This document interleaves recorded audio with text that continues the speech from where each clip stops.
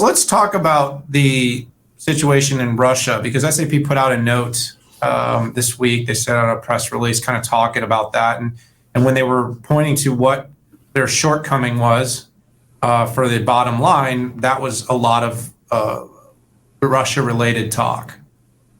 Yeah, I mean, they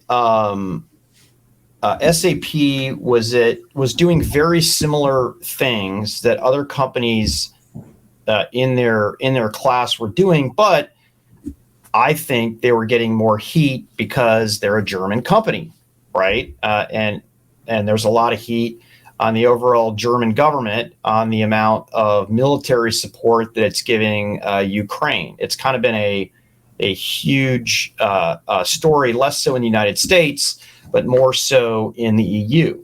So this was SAP's definitive statement. First of all, that it's supporting Ukraine and all the government sanctions, and it always has. But this is essentially a complete and orderly exit. I mean, think about this: if you've been servicing a customer for 30 years, and literally the shit hits the fan, you really have to think through a pullout. It can't be, some crazy thing. You might be shutting down a hospital. You might be shutting down a grocery store. Okay. And I think when you look at the big picture, I don't think anybody can say it's a good idea to leave anybody in any country at risk of food or medical or anything like that. Maybe you're going to take down a power grid. So that's just not cool. So SAP really had to think about this. So first off, cloud services, right? They are shutting down all cloud, a complete cloud shutdown. And they're giving their customers the choice to delete the data, to have it packaged up and sent to them. What these Russian customers go to, right? They can't go to Oracle. They can't go to Microsoft. They're out of SAP. I don't quite know what they're going to do. And on the on-prem products, they announced exit to support and maintenance of all on-prem products in Russia. So this is a big deal, and it doesn't come at a zero cost. In fact, let me pull up the numbers here.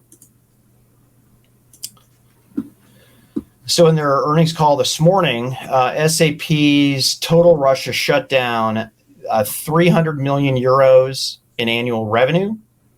There's going to be a one-time 80 to 100 million euro one-time charge, and overall a $350 million non-IFRS profit hit. And non-IFRS is like non-GAAP here in the United States. So it's going to leave a mark. So, some countries do very little business in Russia, and, it was on the edge. Maybe it was one application, not a big deal. They've been operating for 30 years, powering hospitals, manufacturing plants, food processing, and things like that. But they're taking a pretty big annual hit. But you have to, and I give them credit for doing this.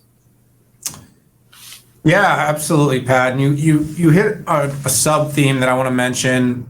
I don't think I need to beat the drum really hard, but we conflate things a lot as a society, causing economic harm to Russia to slow down its military actions and to make Vladimir Putin think about his continued strategy to inflict this war in Ukraine is one thing. But there are a lot of citizens in Russia who have nothing to do with this. There are people that are running businesses, there are families they are trying to feed. I mean, the broken supply chain, we could have extended famine. We were listening, you listen to the All In, and I do, talking about the food insecurity risks that are being created right now in the world.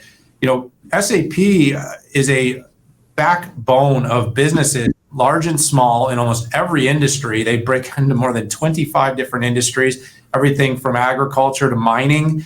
And these companies are just like us. They're just people that are running businesses that are being basically penalized because of the actions being taken by a regime. And so a company like SAP being thoughtful about this should not be should not be the victims of activism for, you know, a negative approach because they're trying to do something gradually and thoughtful for those non-sanctioned companies. Again, they're splitting this up between companies that are being specifically called out for participating in this war and participating in harm that's being done, and every other company. It could be restaurants, it could be manufacturing companies, you know, and you mentioned, Pat, it could be hospitals and banks that enable people to get access to money to support their families. And so anyways, it's a bigger story, and I'm glad you called it out. I'm glad we took the time to talk about it, because the fact is they're trying to do this in a way that's thoughtful and compassionate and empathic in a world where we're very binary right now. If it's in Russia, get out.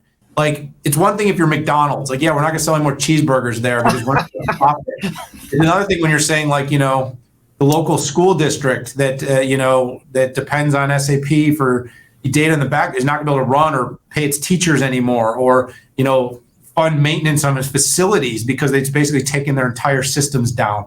So I'm glad that, you know, again, nuance, people, nuance. I think one of the themes of this show, nuance. I wonder how many millennials and Gen Z who, you know, look at this stuff have ever worked in a factory before, or, you know, done something who actually understand how real business is conducted. Maybe that's my old man, get off my lawn point of view here, but I think every kid should work in a factory to see how things actually work, get their hands dirty a little bit.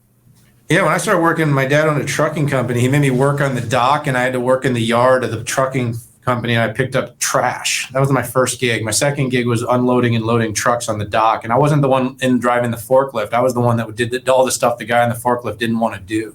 Yeah. So I can tell you, it's, you know, it's real work.